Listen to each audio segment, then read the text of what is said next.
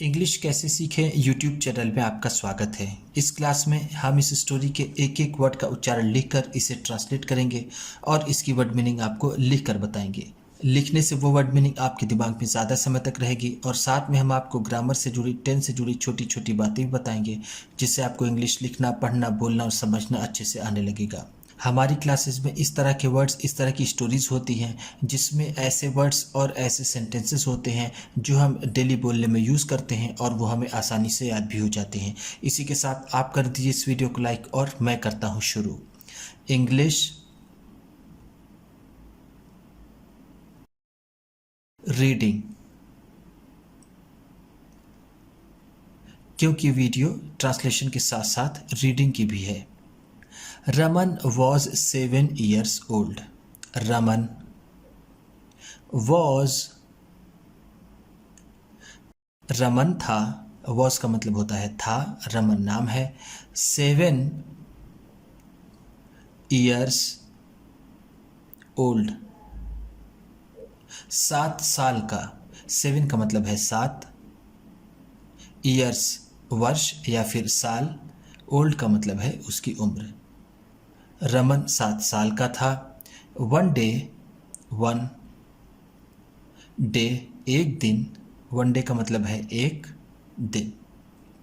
He went to see, he went to see, वह मिलने के लिए गया।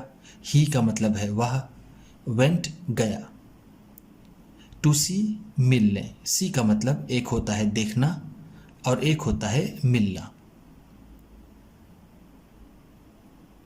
His grand mother, his grand mother, अपनी दादी माँ से। She gave him, she gave him, उन्होंने उसे दिया। शी का मतलब है वह, ऐसे तो होता है लेकिन उसकी दादी माँ है तो उनके सम्मान में हम उन्हें कहेंगे। गेव का मतलब दिया। गेव गिव का सेकेंड फॉर्म है। गिव का मतलब होता है देना, गेव है तो दिया। ध्यान दीजिएगा, जब किसी सेंटेंस में वर्ब की सेकेंड फॉर्म होती है तो वो पास्ट इंडेफिनिट टेंस होता है। जैसे शी गेव हिम, उसे दिया, इसमें पास्ट इंडेफिनिट टेंस है। आ वाटरमेलन, एक तरबूज। वाटरमेलन का मतलब क्या होता है? तरबूज। उन्होंने उसे एक तरबूज दिया। To take home, to take home, घर ले जाने के लिए। टेक का मतलब होता है लेना या फिर ले जाना। होम का मतलब घर। The watermelon, the water melon, वो तरबूज, वॉज हैवी, वॉज हैवी, भारी था। वॉज का मतलब था, हैवी का मतलब भारी। सो, इसलिए, सो का मतलब है इसलिए। Raman put it, Raman put it, Raman ने इसे रख दिया। पुट का मतलब है रख लिया या फिर रख दिया।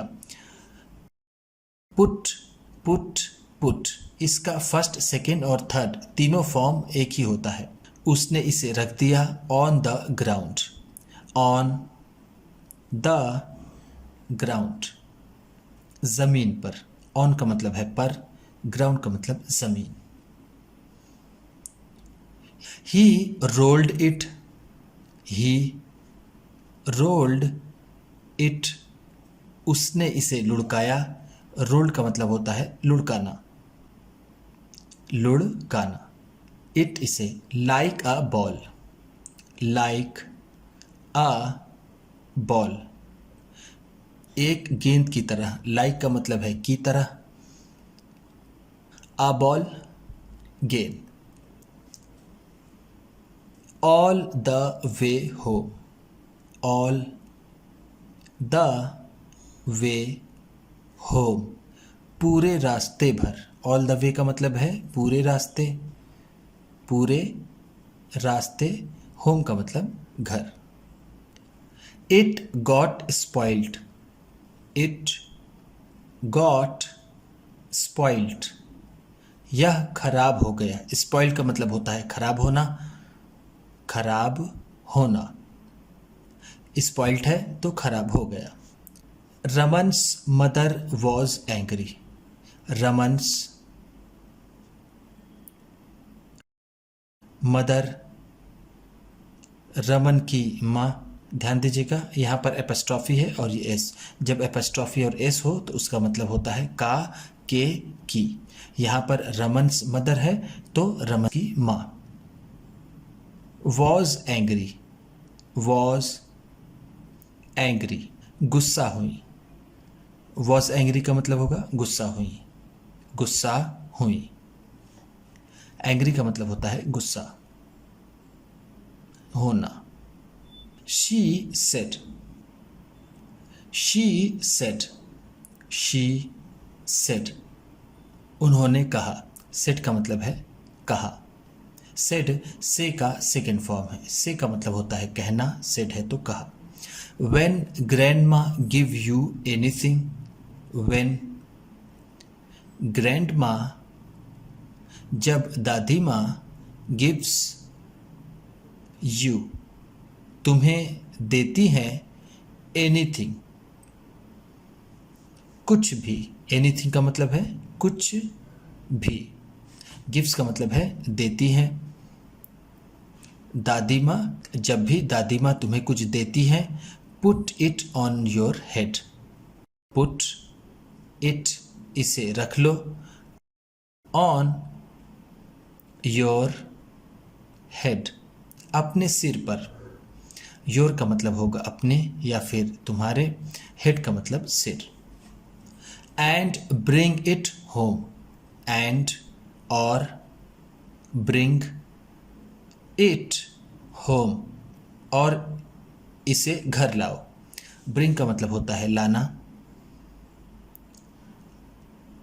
आ फ्यू डेज लेटर, आ फ्यू डेज लेटर, कुछ दिनों बाद।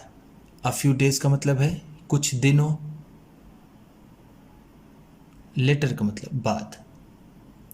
Raman went again, Raman again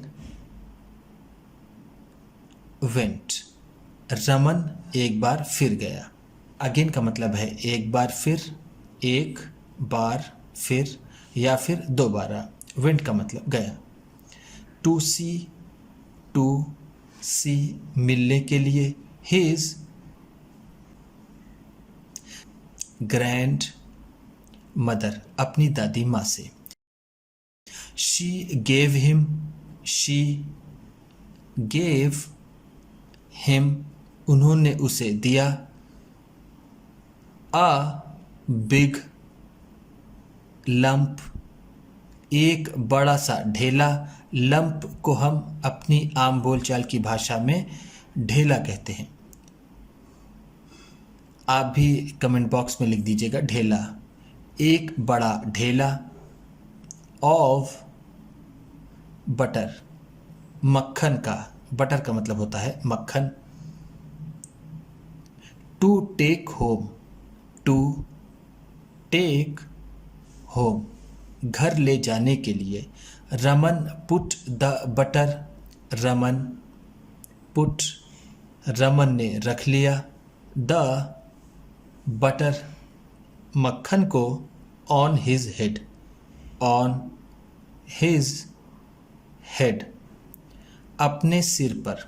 he began to walk home, he began to walk home, वह घर चलने लगा। बिगैन का मतलब होगा लगा, वॉक का मतलब चलना, होम का मतलब घर।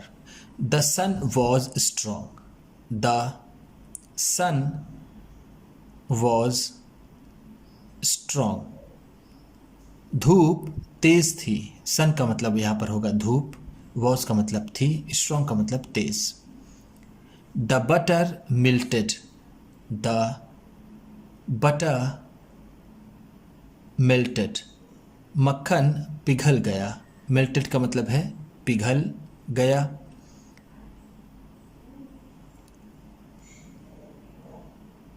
It got into Raman's eyes, it got into Raman's eyes, यह रमन की आंखों में गया। आइज का मतलब होता है आंख, गॉट का मतलब हम इसे कहेंगे पड़ा या फिर गया। एंड और ईयर्स, और कानों में गया, ईयर्स का मतलब होता है कान। एंड और नोज, और नाक में गया, नोज का मतलब होता है नाक। It got into his clothes, it got into his clothes, वह उसके कपड़ों पर भी गया।